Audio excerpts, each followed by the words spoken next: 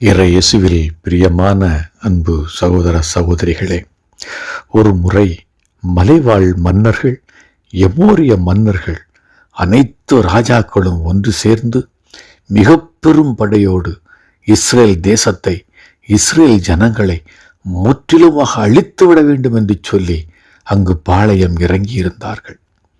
Israel தேசத்து ஜனங்களுக்கு யோசுவா தலைமை தாங்கியிருந்தான். யோசுவா அந்த பெரும் படையை கண்டு கலங்கினான். அவனிடத்தில் இருப்பதோ மிகவும் சொற்பமான ஒரு சிறிய படை. எனவே கலங்கிய இதயத்தோடு யோசுவா தேவ சமூகத்திற்கு கடந்து சென்றான்.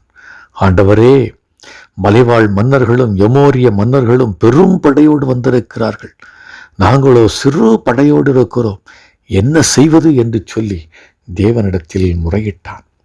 தெய்வம் யோசுவாவை பார்த்து சொன்னார், அவர்கள் முன் அஞ்சாதே, ஏனெனில் அவர்களை உன் கையில் ஒப்படைத்துள்ளேன் என்று சொன்னார்.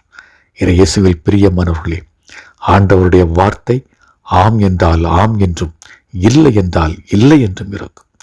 தெய்வம் ஒரு வாக்குறுதியை கொடுத்தார், ஒரு வாக்கு தத்தத்தை கொடுத்தார். என்ன நடந்தது தெரியுமா? இஸ்ரேல் ஜனங்களின் வாளால் மடிந்த எதிரியின் எண்ணிக்கையை விட வானத்தில் இருந்து பொழிந்த கல் மழையால் மடிந்தவர்களுடைய எண்ணிக்கை அதிகம் என்று என்னுடைய பைபிள் சொல்லுகிறது. இயேசுவில் பிரியமானவர்களே, நம்முடைய தெய்வம் ஒரு வாக்கை கொடுத்தால் கொடுத்ததுதான். இயேசுவில் பிரியமான அன்பு சகோதர சகோதரிகளே, இந்த நாளில் உங்களுடைய எதிரே பெரும் போராட்டங்கள் இருந்து கொண்டிருக்கலாம். கடன் என்னும் போராட்டத்தோடு நீங்கள் வாழ்ந்து கொண்டிருக்கலாம். நோய் என்னும் போராட்டத்தோடு வாழ்ந்து கொண்டிருக்கலாம். பில்லி சூனியம் செய்வனை கட்டுகள் என்னும் போராட்டத்தோடு நீங்கள் வாழ்ந்து கொண்டிருக்கலாம். அதை கண்டு நீங்கள் அஞ்ச வேண்டாம். காரணம் என்ன தெரியுமா?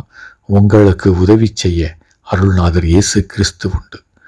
உலகில் இருப்பவரை விட உன்னில் இருப்பவர் பெரியவர். எனவே உள்ளம் கலங்காதிருக்கட்டும்.